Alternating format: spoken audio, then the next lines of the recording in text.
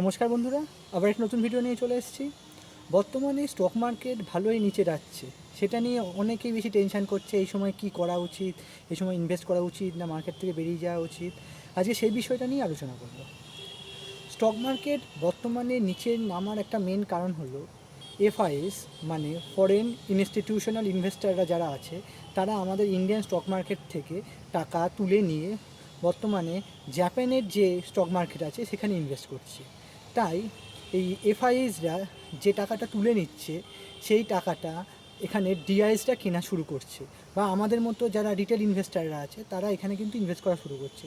কিন্তু ডিআইএস বা রিটেল ইনভেস্টারদের পক্ষে কিন্তু সম্ভব না এই মার্কেটটাকে তোলা, যতক্ষণ না পর্যন্ত এফআইএসরা এখানে আবার নতুন করে বাইং শুরু করছে।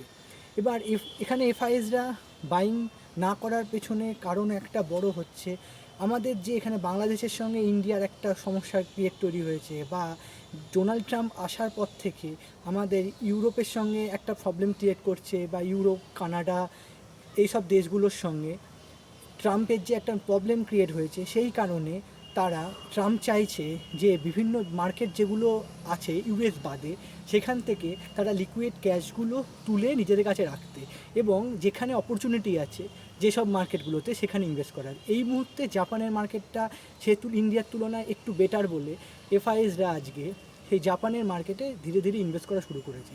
তাই সেই কারণে ইন্ডিয়ান মার্কেট বর্তমানে ডাউন রয়েছে।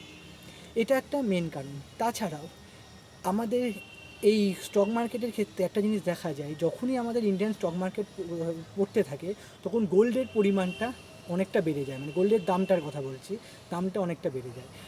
এছাড়া এইখানে আমাদের নরেন্দ্র মোদী একটা নতুন ইনিশিয়েটিভ নিয়েছে যে ইংল্যান্ডে যে আমাদের গোল্ডগুলো রয়েছে সেই গোল্ডগুলো আস্তে আস্তে আমাদের ইন্ডিয়াতে নিয়ে আসার তারা চেষ্টা করছে।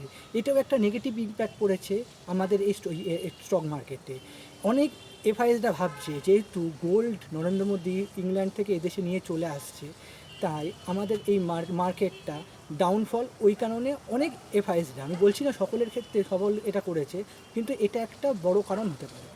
আমার এই ভিডিওটা যদি ভালো লেগে থাকে তবে অবশ্যই আমি চ্যানেলটিকে সাবস্ক্রাইব করে বেল নোটিফিকেশনটি অন করে দেবেন, তাতে নতুন ভিডিওগুলো আপলোড করবে দ্রুত দেখতে পান।